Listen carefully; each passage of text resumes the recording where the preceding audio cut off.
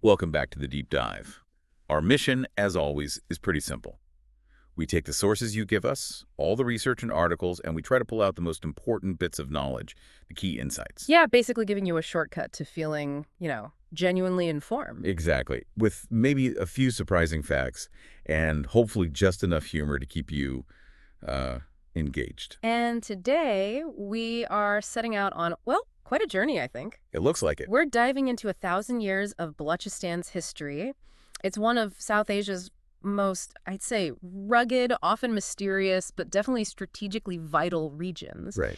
We're going to unpack the story of its people, its land, using the material you've shared. And this isn't just going to be a date-by-date list. As we look at this history, starting way back in the early Islamic period, moving through, like, the rise of tribal identities, the British arriving, the complications around Pakistan's creation, right up to today.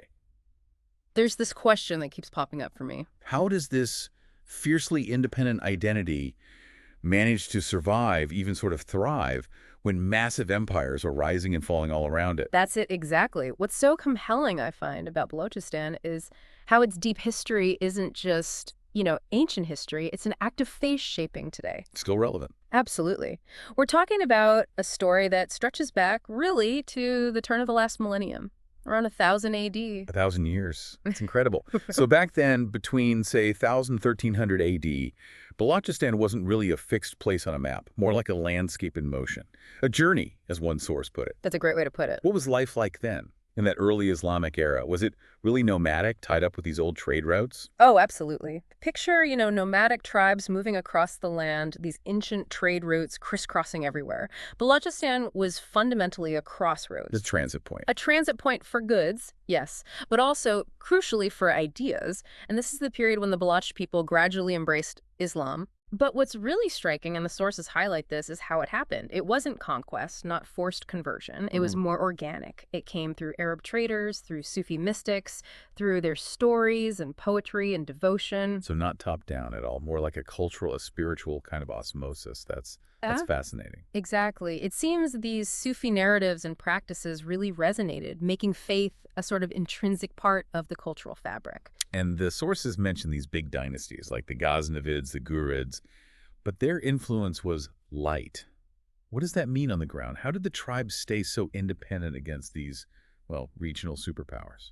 Well, light probably means their control was more symbolic than direct. Maybe they extracted some tribute or made occasional military sweeps through the area. Okay. But the sources strongly suggest the real power, the day-to-day governance, stayed firmly with the tribes themselves. Independent, proud, fiercely loyal. That resilience again. Exactly. It shows this unique kind of decentralized strength that really defined Balochistan for, centuries to come. So that autonomy was baked in from early on.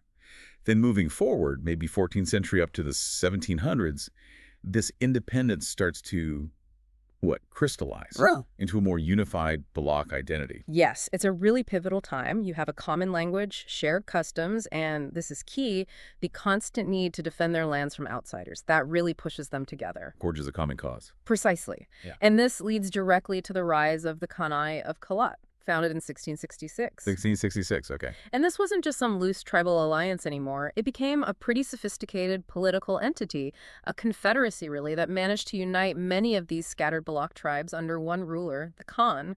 So the Khans weren't just symbolic figures then. They were actually building a regional power. How did they pull that off? Yeah. Balancing those deep tribal traditions with, running a state.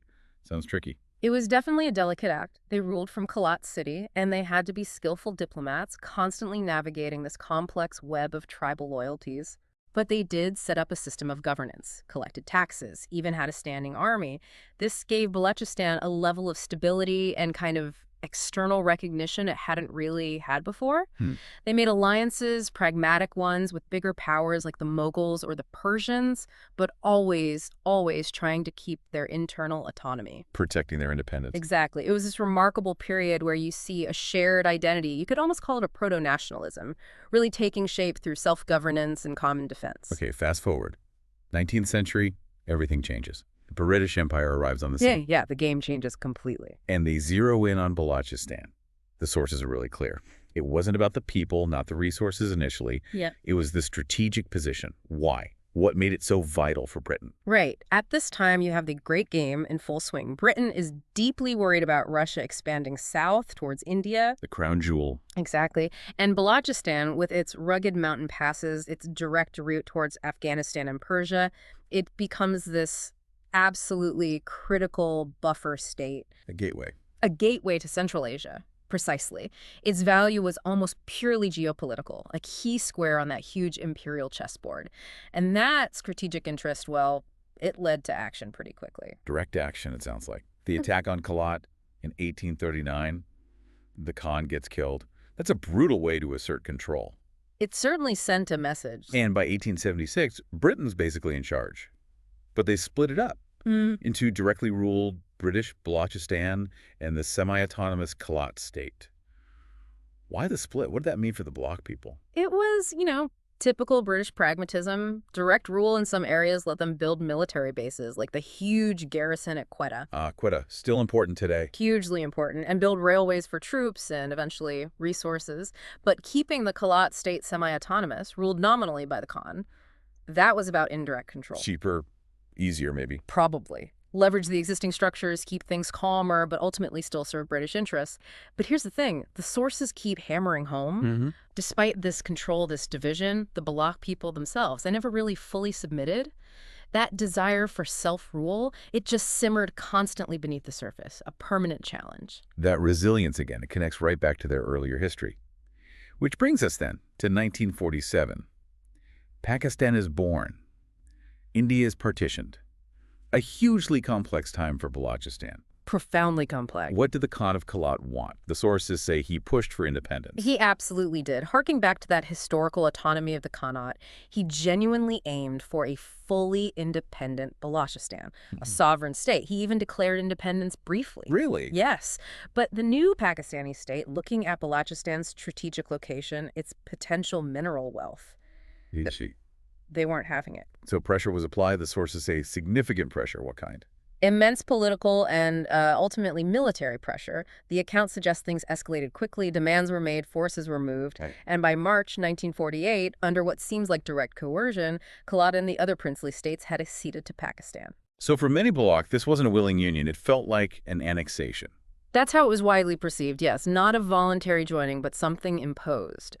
And that moment, 1948, really sowed the seeds for decades of conflict. Not just seeds, it seems like they sprouted pretty quickly. The sources list multiple uprisings, 1948, 1958, 1973, even into the 2000s.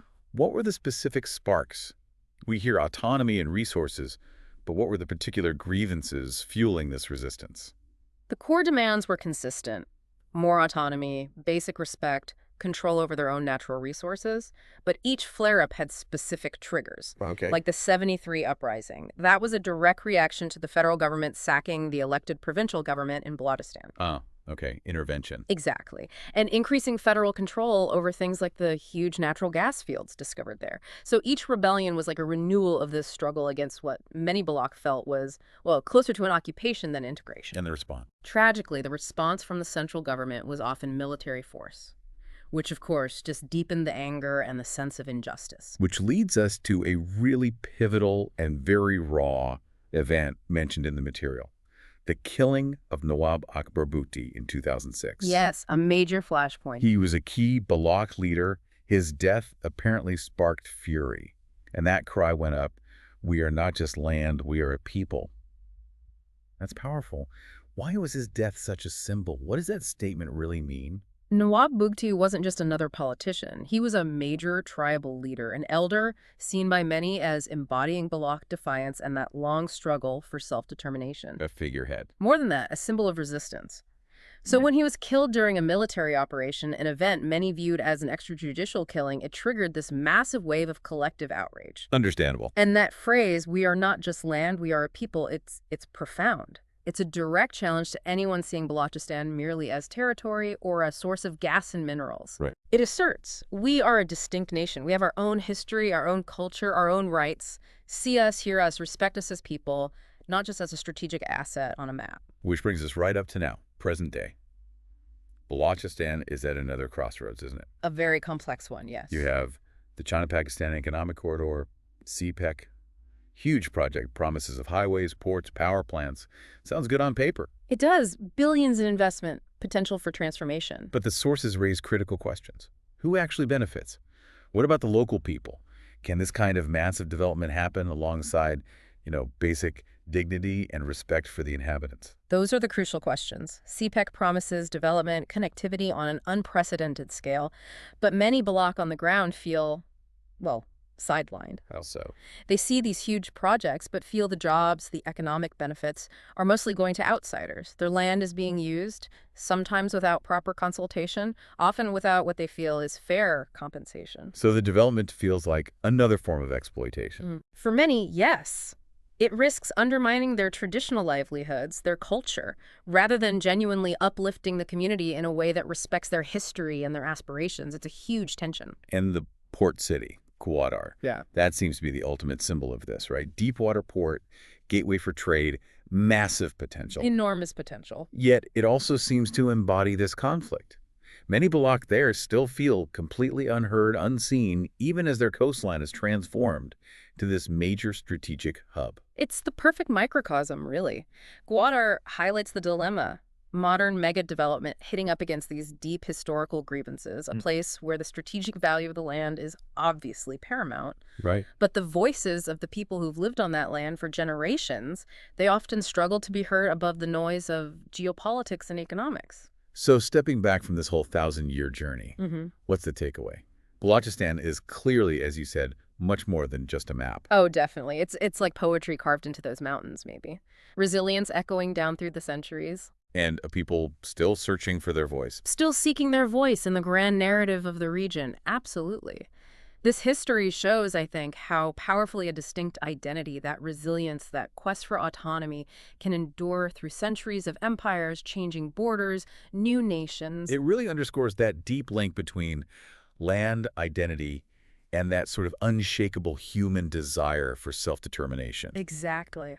And maybe, as you think about Balochistan's story, this 1,000-year arc we've just touched on, it invites you to consider, well, where else do we see these threads? It's similar patterns of identity, of resistance, of communities striving to have their voice heard within larger national stories, maybe even in your own part of the world. It's a potent reminder, isn't it? History isn't just done and dusted. It's alive, actively shaping our present, often in ways we're still trying to fully grasp. Absolutely. Well, thank you for joining us on this deep dive. It's been truly fascinating material to explore. It really has. We hope you feel a little more informed, perhaps a bit more curious.